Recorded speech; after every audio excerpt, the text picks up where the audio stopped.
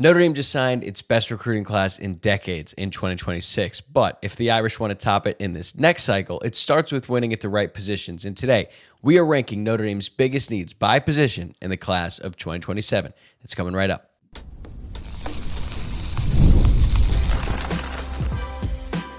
You are Locked On Irish, your daily podcast on the Notre Dame Fighting Irish. Part of the Locked On Podcast Network, your team every day. Hello and welcome in to Locked On Irish, your daily home for Notre Dame football. We are part of the Locked On Podcast Network, which is now the #1 sports podcast network, all thanks to your support. I'm your host, Tyler Wojciak. I graduated from Notre Dame. Now I'm a producer at Fox Sports, and I've been covering the Irish for the last 5 years. Today is Thursday, January 29th, and thank you so much for starting your day right here by making this your first watch or listen of the day.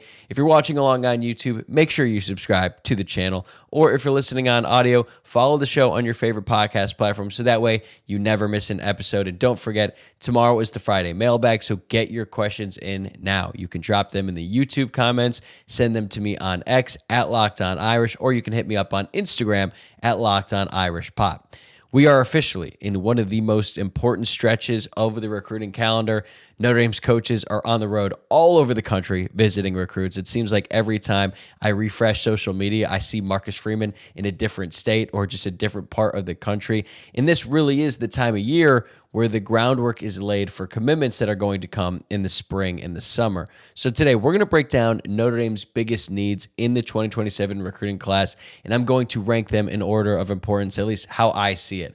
I'll also explain why they land where they do, how many players I think the Irish should take at each position, and what it all means for the future. We're going to start with the positions that matter most to winning at the highest level and the positions that I think are the most important for Notre Dame in this class, and then we're going to work our way through the rest of the board, and by the end of the show, you're going to have a clear picture of what Notre Dame has to do right in this class to finish in the top 5 in back-to-back cycles, which is something that felt impossible a couple years ago, but that is the reality of Notre Dame recruiting today. So the biggest need for Notre Dame in the class of 2027 is the most important position in the sport, and honestly in all of sports. It's quarterback, and they only need one. They had one in Teddy Gerard, but Gerard is going to reclassify to the class of 2026, and right now they don't have a quarterback in the class of 2027, and they just recently offered their first one since Gerard decided to reclassify. I believe it was last week in Champ Mons. We'll get to him in a second, but I am expecting a big shakeup at quarterback after the season for Notre Dame. If everything goes to plan and the upcoming season goes as well as we all possibly hope it will for Notre Dame, it means that CJ Carr is going to have a terrific season. And if CJ Carr has a terrific season, it probably means he's going to play his way into the first round of the NFL draft. And not even just the first round, he could be a top 10 pick next season. I think he is that good, and NFL scouts are already extremely high on what he could do at the next level. So is it unfortunate that we would only get 2 years of CJ Carr? Yes, but if he plays his way into the top 10, that means Notre Dame did really well on the field in 2026. I think we'll all be able to live with that. Now, after that, let's assume CJ Carr does leave after the season. Marcus Freeman is going to have a big decision to make. Is he going to dip his toes in the transfer portal again for a starting quarterback, or is he going to go with a guy in the room who likely has little to no experience? Next year, Notre Dame will bring back Blake Hebert, who will be a redshirt sophomore going into next season, and then either Noah Grubbs or Teddy Gerard, who are both going to be sophomores and likely both redshirt freshmen, depending on who ends up winning the backup quarterback spot in 2026. As we sit here today on January 29th, so we have a lot of time between now and when the transfer portal opens up at the end of the 2026 season, I would expect Marcus Freeman and Notre Dame to go back in the transfer portal and go for an experienced starting quarterback. That's been, what's rumored behind the scenes, and honestly, it just makes sense because unless one of those guys really steps up and separates themselves from the rest of the pack, odds are Notre Dame would be able to get a better quarterback in the portal than what they have in the room next season. That's not to say that Grubbs or Gerard couldn't end up becoming really good players down the road. It's not a question about 3 years from now. It's about next season. And look, in modern college football, transfer quarterbacks have been really successful. I know some people didn't like it when Notre Dame took a transfer quarterback 3 out of 4 years, but it worked out pretty well. Riley Leonard carried them to an appearance in the national championship game. And you look at college football, like you look at the rest of the country, every single quarterback in the Final Four of this most recent college football playoff was a transfer quarterback. 3 of the past 4 Heisman Trophy winners were transfer quarterbacks. So that is the way things are trending for the sport, and I think it could trend that way for Notre Dame next season. But if they do end up taking a transfer quarterback, odds are you're going to lose one of Noah Grubbs or Teddy Gerard. I'm guessing Teddy Gerard because it seems like he really prioritizes getting on the field early, and who knows what Blake Hebert is going to do. So the importance of getting a high school quarterback is even more extreme in this cycle. They offered Champ Bonds the fourth last week. Like I said, he's a 4-star recruit. And then Gino Gaduli, while he's been on the road, he's been visiting with guys like Will Menkel and Camden Lopati. Lopati is an Illinois commit. So Notre Dame is trying to make up some ground. They got into this cycle pretty late already with Teddy Gerard, and now they're getting in even later now that Gerard is reclassifying. But that doesn't mean it's still that doesn't mean it's not a very important position. It is hugely important for Notre Dame to land a top-tier quarterback in the class of 2027. It is also very important for Notre Dame to land multiple high-end defensive tackles in this class. Despite adding Francis Brew and Tion Gray in the transfer portal, 2 guys who have multiple years of eligibility remaining, Notre Dame needs more, so they aren't ever in a position like they were this last cycle where they were desperate for help at defensive tackle. So I think they should take 3 defensive tackles in this cycle. I know it's a lot, but it's a very important position, and you're going to lose Jason Onye and Elijah Hughes after the season, 2 guys who are either going to start or contribute heavily. Brendan Vernon is almost certainly not going to be granted a 5th year by Notre Dame. I don't think Notre Dame wants him to be around for a 5th year, so Brew and Gray could be the only proven guys going into next season, which would then obviously open up more opportunities for guys like Cole Mullins, Sean Civillano, Christopher Burgess Jr., maybe even Armel Mukum, because he has 2 more years left of eligibility. So those guys could step up this season, and maybe it's not quite as important. I also like Elijah Golden and Tiki Hola, the incoming freshman. I'm just not sure they're going to be ready for significant action early on in their careers, because you just have to be really big and really strong, and usually it takes guys a few years in a college weight program to get to that point. So they're in a much better place than they were this time a year ago as we started to project ahead, because Notre Dame lost 3 of their top 4 defensive tackles from last season. But still, they have not recruited that position great in the past 5 years. They rebounded in a big way in this last cycle, adding Golden and Hola and also supplementing in the transfer portal. But I still think they need to be really aggressive at adding interior defensive linemen in the class of 2027. If you're looking for a name to know, Marcus Fakatu, probably butchering that. He was actually in the class of 2028, reclassified. Notre Dame has been after him heavily for years. He's the number 5 defensive lineman in this class. According to the 24/7 Sports Composite, he's out of California. They're going to have to fight hard to get him, but he is absolutely critical for Notre Dame on the defensive line in the class of 2027. All right, next up, at the 3rd biggest need, I have a linebacker. And I think Notre Dame should honestly look into taking 3 linebackers in this class. Linebacker is one of the few positions that Notre Dame hasn't recruited super well as a whole in the past few cycles. They landed 2 studs in Kingston Viliamu-Asa and Matt Framo. Those were huge recruiting wins, but they also whiffed on several other spots. Like we just saw Anthony Saka and Bodie Cajon leave the team to enter the transfer portal this past month. And next year, they're going to lose Drake Bowen and Jalen Sneed, and they might have to convince Jane Osbury and maybe even Kingston Viliamu-Asa to come back after next season, depending on how their seasons go, because, I mean, KVA has a ton of potential. He could play his way into the NFL draft after this season. Now, obviously, his injury is going to complicate things. Jane Osbury has been around for a long time, so they're going to have to pay him literally and convince him to come back for another season. So you're going to lose some big-time contributors no matter what with Bowen and Sneed, and who knows what's going to happen with Osbury and KVA as well. After that, you have the Kia brothers, who are very good football players, but are they like elite linebackers? I'm not so sure about that. You have Man Framo, who I think is going to make a huge jump going into his sophomore season, and then some developmental guys like Teddy Rizak, Jacoby Clapper, the incoming freshman. Thomas Davis Jr. was a pretty highly rated recruit coming out of high school. I think he could be really good. The question with him is he going to be ready to play as a sophomore? So I think they need to land a big fish this cycle, like another KVA or Man Framo. They actually just lost a commitment recently in Ellis McGaskin. It was the first time Notre Dame had a decommit in a long time, but I will say that Ellis McGaskin decommitting is like one of the most likely decommits I've ever seen for Notre Dame. I think the staff was shocked when he committed so early on in the cycle, and he's from the South, a place that Notre Dame has not had a ton of success at historically.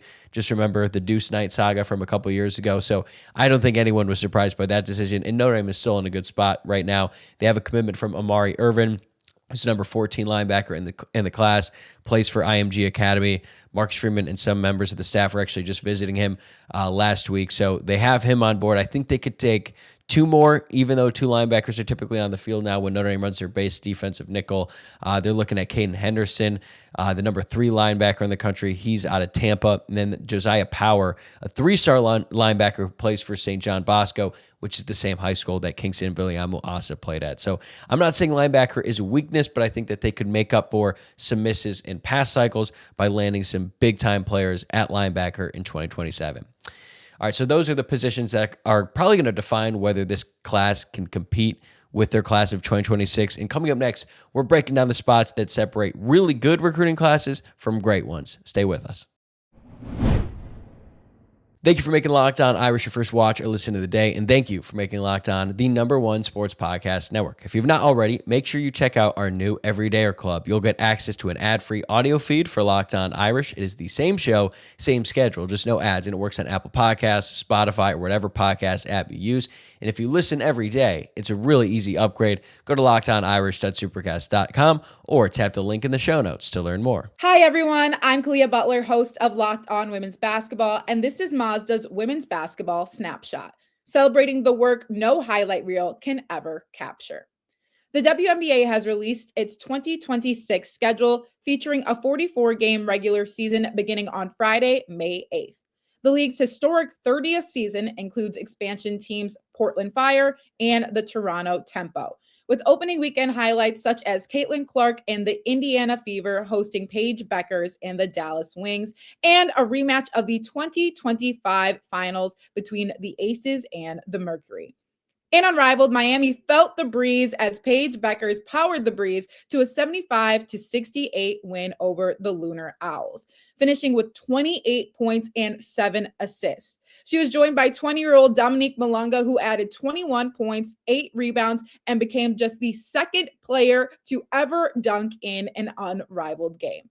In college hoops, South Carolina handed Vanderbilt its first loss of the season with a dominant 103-74 win.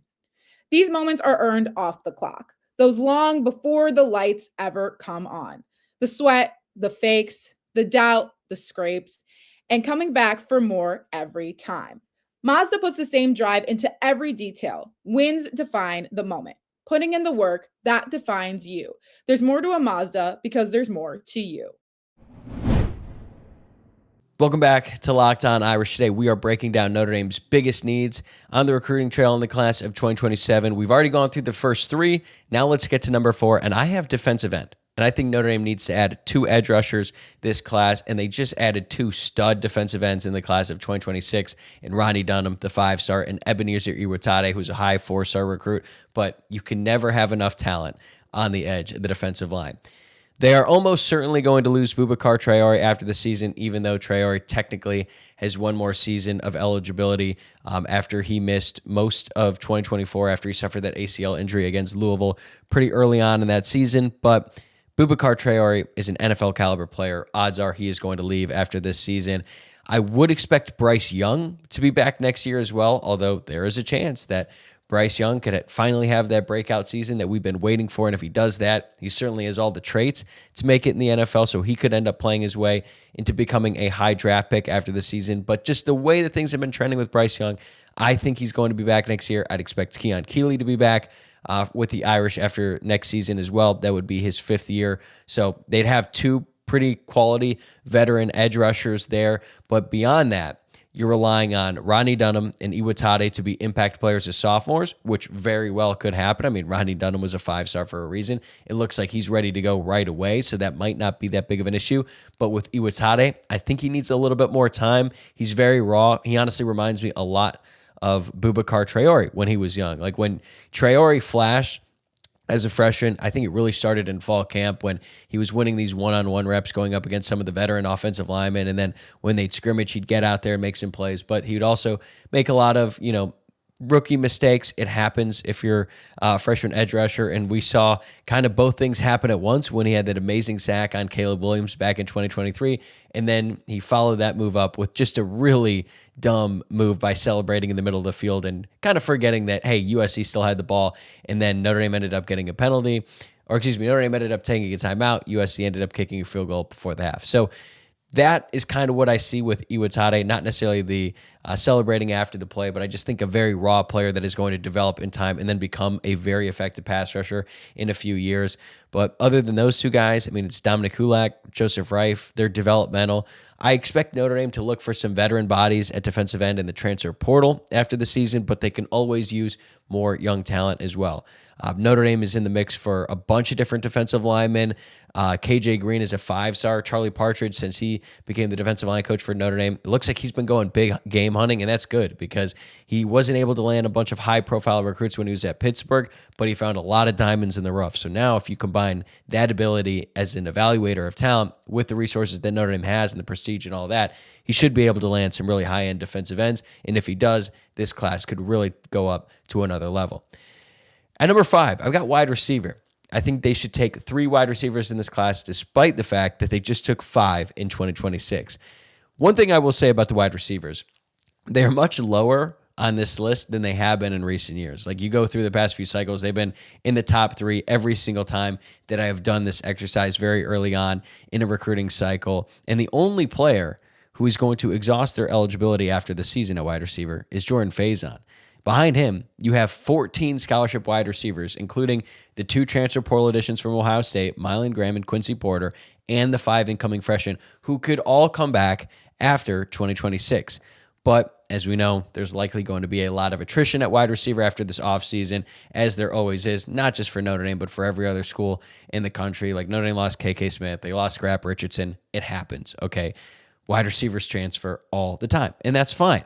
Right? They brought in a ton of talented players. They were in a much different position than they were in 2023 when they didn't even have enough scholarship wide receivers to get through a practice, let alone enough good wide receivers to have a really competent offense. So Notre Dame has put themselves in a much better position than in years past. That's why they brought in 5 wide receivers out of high school, because they're all very talented. That's why they went out there and they got Graham, they got Porter, 2 very talented guys, a ton of upside, and also several years of eligibility. And on the recruiting trail, Notre Dame has added a number of good wide receiver prospects in the past. Like I really like Kadon Finley out of Texas in the most recent cycle. Micah Gilbert was a pretty highly rated recruit, although we haven't seen it come together on the field on Saturdays just yet. Cam Williams is a 5-star who just hasn't really been able to live up to that potential yet. But they need to land more 5-star wide receivers, like they're adding 5-star tight end Ian Premer. You need to go out there and just get an absolute difference maker at wide receiver that everyone in the country wants. It's been a while since Notre Dame was able to do that. Now, they were able to get 5-stars, Porter and Graham, after the fact, but still, you want them to win some of those recruiting battles on a more frequent basis. Like, get some high-end studs who are elite, especially at boundary. They came pretty close with Derek Meadows a couple cycles ago, but there's a lot of unproven talent in that Notre Dame wide receiver room. They could move up the rankings as the season goes on, or they could move down depending on how these young guys pan out. But name to know right off the bat, Julius Jones Jr., you are probably familiar with his father, Julius Jones, who was a really good running back at Notre Dame in the early 2000s. Notre Dame is really fighting hard to land him. He would be a big-time addition for this wide receiver room. Has a ton of talent. Doesn't play running back like his dad, but when he has the ball in his hands, he looks like a running back. So Notre Dame is trying to land the legacy recruit. They'll probably try to land 2 more if they're able to land him, because they don't need to take 5 again. They just added 5 in the previous class, and then they added even more young guys like Graham and Porter. So the fact that wide receiver is at 5 shows a significant step in the right direction for Mike Brown and his group. At number 6, I've got safety. I think Notre Dame should take 2 safeties in this class.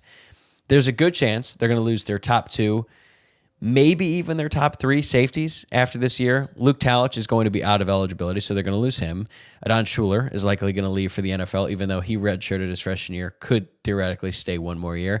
And who knows with Tay Johnson? I mean, he had such a great season as a redshirt freshman. If he goes out there and improves in a big way, like, he could declare early for the NFL draft. He has all the traits. He's going to have all the measurables that NFL scouts want to see. So there is a world where they lose Schuler, Johnson, and Talich after the season. Now, the good thing is they've recruited extremely well in the past. Ethan Long looks like he could be a diamond in the rough, so much so that he might have forced Jadon Blair into the transfer portal, because I think when Notre Dame added Blair, he had the freaky measurables. He was 6'5", had an insane wingspan, a little bit more highly rated than Ethan Long, who was coming out of Connecticut, but Ethan Long went out there and he was making plays. Hell, in that game against Syracuse, he had 2 interceptions. Only one of them counted. And unfortunately for Ethan Long, it was not the pick six, but it was Long who got on the field first before Blair. And I think Blair saw the writing on the wall, so he left. He is now with Missouri. And then in this upcoming class, you've got Joey O'Brien, 5-star. Looks like he could be the next Kyle Hamilton. And Aiden Pouncey, who by the end of that cycle was a lot of people's favorite prospect in the class. Now with Pouncey, there is some debate. Is he a corner? Is he a safety? We're probably going to get a better sense of that in spring practice here coming up because he is an early enrollee. For now, let's assume he plays safety. That combination of O'Brien and Pouncey is terrifying. We haven't heard that much about Brandon Logan just yet. He's probably going to factor in the room as well. So look, they have a ton of talent, but still, considering they could lose their top 3, it's important that they bring in some more talented guys. Right now, they already have a commit in 4-star Khalil Terry. He's the number 21 safety in this class. I really like him as a prospect, and I liked him even more after I heard what he said to Eric Thomas from Irish Illustrated. Eric is a great friend of the show. He reached out to Khalil Terry once Mike Mickens announced his decision to leave Notre Dame for the Baltimore Ravens, and just Eric asked him point blank, like, what's your status with Notre Dame now that Mickens is out the door? And I'm paraphrasing a bit here, but Terry said, I didn't commit to Mike Mickens. I committed to Notre Dame. And I think that's the type of player that every fan is going to really buy into. At number 7, I've got running back. This one was kind of tricky for me. I actually had them lower, and then I moved them up a little bit because they could realistically return every single player they have in that room currently next season. Is that likely? Probably not. Someone is going to leave for the transfer portal. Maybe Aeneas Williams plays his way into the NFL draft. But still, they all have multiple years of eligibility remaining. But with Aeneas Williams, Kedron Young, Nolan James Jr., Javian Osborne, and Jonez Walton, that is going to be an extremely talented room. Not very proven yet, right? I mean, Aeneas Williams is the only one who has seen significant playing time, and most of that was done 2 years ago when he was a true freshman. But still, that's a lot of talented guys. I have a lot of questions about Kedron Young. He could end up being a really good player, but we don't know how he's recovered from that ACL injury that he suffered in camp. Nolan James Jr. is a player that the staff is really high on. We just haven't seen it yet. Javian Osborne is a freshman who could theoretically come in and compete right away. I think comparatively, Osborne and Walton, they had very similar recruiting profiles coming out of high school, but it seems like Osborne is the more college-ready player. That's not to say that Jonez Walton can't end up becoming a really good college football player. Just seems in the short term, Osborne is more likely to play. Notre Dame was going hard after 5-star running back Kamon Spell in this class, but it sounds like Spell might actually reclassify to the class of 2026, and if he does that, he's probably going to end up at Penn State. And either way, I don't think you can really count on Spell because he was committed to Penn State under James Franklin, and then he decommitted once Franklin was fired, although it seemed like at that point all the signs were already trending for Spell to decommit. So then he does that. Then he visits Notre Dame for the USC game, and he watches the Notre Dame running backs run all over the Trojans, and he silently commits to Notre Dame, but they're like, hey, hold off, go through this process. You just decommitted from one school. We've got a really long time before signing day. Then he went to Georgia, visited them, and then I think he was a silent commit there as well. So it seems like, there's been a lot of twists and turns with the Kamon Spell recruitment. At this point, it doesn't seem like he's going to end up at Notre Dame, but I think Notre Dame is going to be just fine at the position. Jaywan Sider has recruited extremely well since he came over from Penn State, and I expect him to keep it rolling, even though Notre Dame has 2 very highly touted running backs in the class before. I think Notre Dame is going to recruit this position well because they've just produced so well at the position in recent years, and Sider is so good at what he does. So I have running back at 7, but honestly, I could have put it even lower. There's just a lot of uncertainty around what that position is going to do this year and beyond. All right, now let's close it out with the positions where Notre Dame has already had a lot of success and how they can take those groups to an even higher level in the cycle in 2027. That's coming up next. Today's episode is brought to you by Rocket Money. Let's be real. Managing your finances can feel overwhelming. Between subscriptions you forgot about, bills that keep going up, and trying to figure out where all your money actually goes each month, it's easy to feel like you're losing control. And who has time to track every transaction or hunt down hidden fees? That's where Rocket Money comes in, the personal finance app that helps you take control.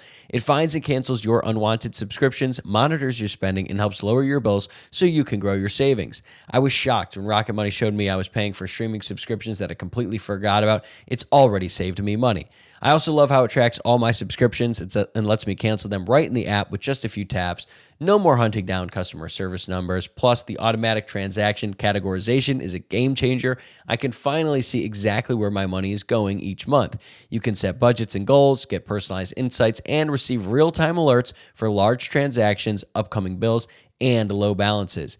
It even consolidates your checking, savings, loans, and investments into a single dashboard so you get a clear view of your entire financial picture.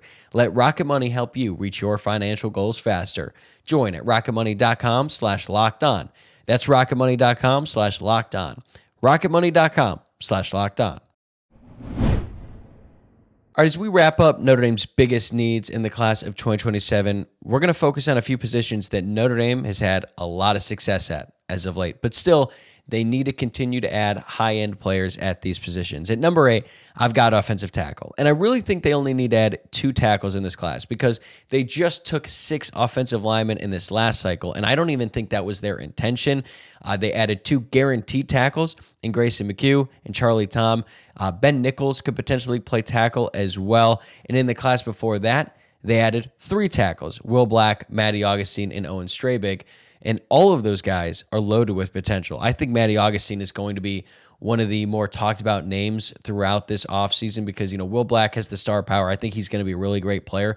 But the way that the coaching staff talks about Matty Augustine, it would not surprise me if he is like that wild card player who ends up in the starting 5 in week 1 that none of us saw coming. Like it happened a couple years ago with Sam Pendleton and then Anthony Knapp, although Knapp was partially due to the injury of Charles Jagasaw. So do not sleep on Matty Augustine. They already have a lot of tackles who are very talented in that room. But as we know, Joe Rudolph, the offensive line coach for Notre Dame, is not afraid to move a tackle to guard to get them on the field early. We saw it this past year with Gerby Lambert.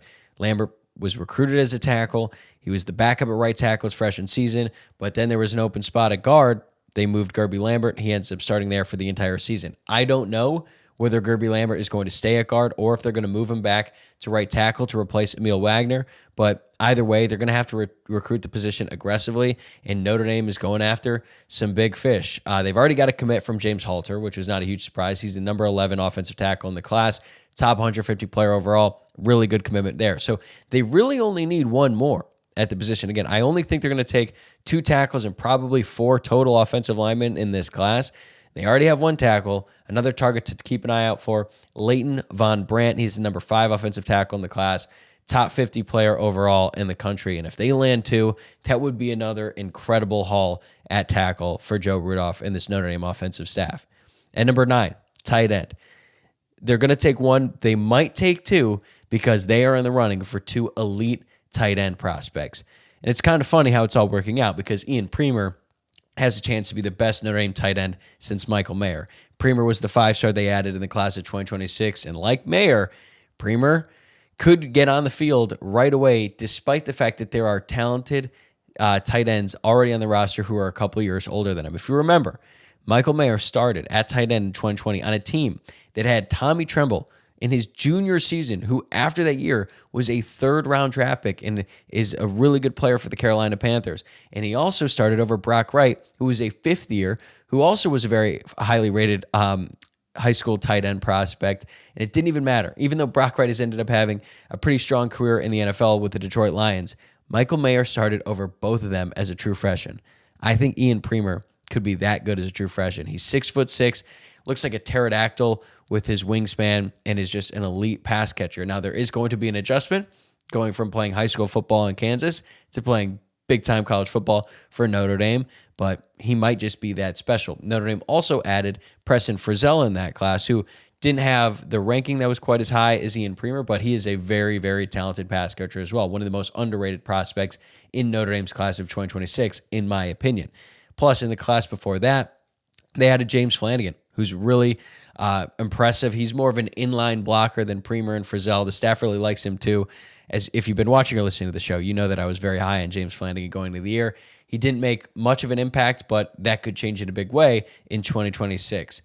I thought they needed some veteran help in the transfer portal, but if Premer, Flanagan, and Frizzell are as good as I think they can be, and you get Cooper Flanagan back to full health, like that's going to be a really good tight end room. And those young guys Premer, Flanagan, and Frizzell, they could hold that position down for the next 3 to 4 years. So it makes tight end less of a need.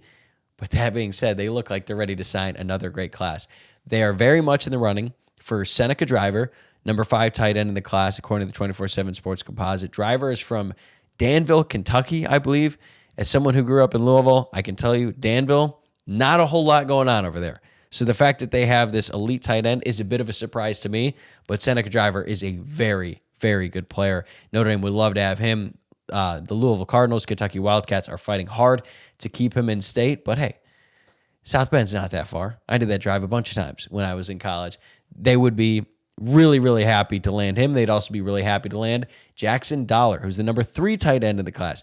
Could Notre Dame sign 2 top 5 tight ends in the same class after they just landed Ian Premer? It seems like a long shot, but I think it's very possible for this group, which is funny because I have tight end at the 9th biggest need. But hey, when you can get that kind of talent in any position, you're certainly going to take it. All right, to round it out, at 10, I've got interior offensive line. I think they only need 2 here. They just signed 3, maybe even 4 interior offensive linemen in the class before, depending on what they do with Ben Nichols. Plus, they have Cameron Herron in the class before that. I think he's going to be a really good center after Ashton Craig and Joe Otting end up leaving Notre Dame. And as we talked about before, I'm unsure whether they intend to keep Gerby Lambert inside.